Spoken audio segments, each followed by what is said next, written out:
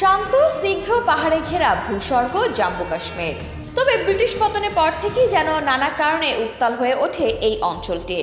ভারত অধ্যুষিত এই উপত্যকাটিতে আগুন জ্বলে, সন্ত্রাসবাদের অভয়ারণ্য হয়ে ওঠে কখনো কখনো।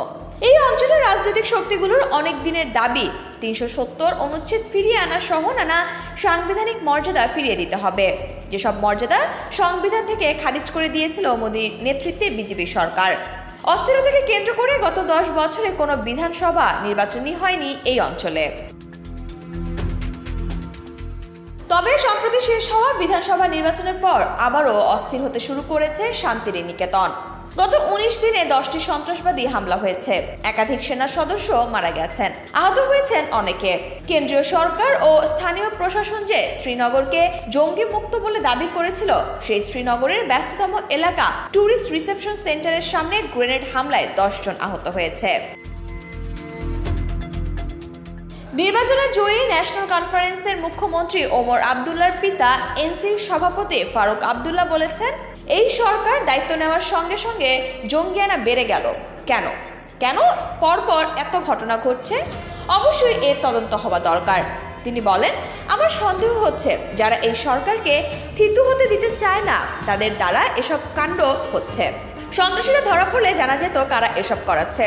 কোনো এজেন্সি ওমর আবদুল্লাহ সরকারকে অস্থিতিশীল করতে চাইছে কিনা, এর তদন্ত করে দেখা দরকার।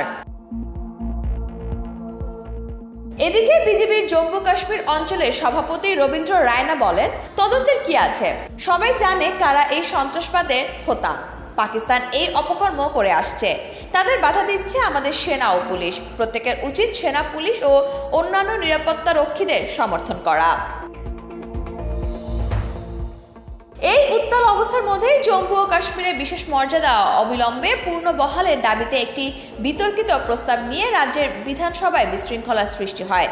জম্মু ও কাশ্মীর ন্যাশনাল কনফারেন্স এনসি দল বিশেষ মর্যাদা পূর্ণ প্রতিষ্ঠার লক্ষ্যে একটি নতুন রেজুলেশন উত্থাপন করেছিল। তখন এই বিতর্কে শুরু হয়।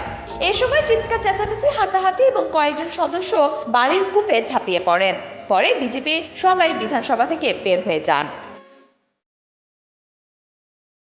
এর আগে বিজেপির বিরোধী দলীয় নেতা সুনীল শর্মার বক্তৃতার সময় আওয়ামী ইত্তেহাদ পার্টির এআইপি নেতা শেখ খুরশিদ আর্টিকেল ৩৭০ এবং ৩৫-এর এ ধারা পুনরুদ্ধারের দাবিতে একটি ব্যানার ধরে বিধানসভায় প্রবেশ করেন। বিজেপি বিধায়করা তাদেরকে বাধা দেন এবং ব্যানার ছিনিয়ে নিয়ে ছিঁড়ে ফেলেন। এ সময় সেখানে হাতাহাতি হয়। পিপলস কনফারেন্স বিধায়ক সাজ্জাদ লোন খুরশিদকে সমর্থন করেন। এরপরে 15 মিনিটের জন্য হাউস স্থগিত করা হয়। জম্মু কাশ্মীরের রাজনৈতিক দলগুলোর কাছে এবারের ভোটের প্রধান বিষয় ছিল দ্রুত রাজ্যের সংবিধানে দেওয়া মর্যাদা ফেরানো। তাদের প্রত্যাশা ছিল ভোটের আগে সেই প্রতিশ্রুতি কেন্দ্রীয় সরকার পালন করবে। সরকার গঠনের পর মন্ত্রিসভার প্রথম বৈঠকে রাজ্যের মর্যাদা ফেরানো নিয়ে এক সর্বসম্মত প্রস্তাব গৃহীত হয়। দিল্লিতে এসে প্রধানমন্ত্রী, স্বরাষ্ট্রমন্ত্রী, প্রতিরক্ষা মন্ত্রীদের সঙ্গে বৈঠক করে ওমর আবদুল্লাহ ওই দাবি জানিয়ে গেছেন। যদিও কবে সেই দাবি মানা হবে সেই বিষয়ে স্পষ্ট করে এখনো কিছু জানানো হয়নি। তবে উপযুক্ত সময় তা করা হবে বলে প্রতিশ্রুতি দিয়ে আসছে বিজেপি শাসিত ভারতের কেন্দ্রীয় সরকার।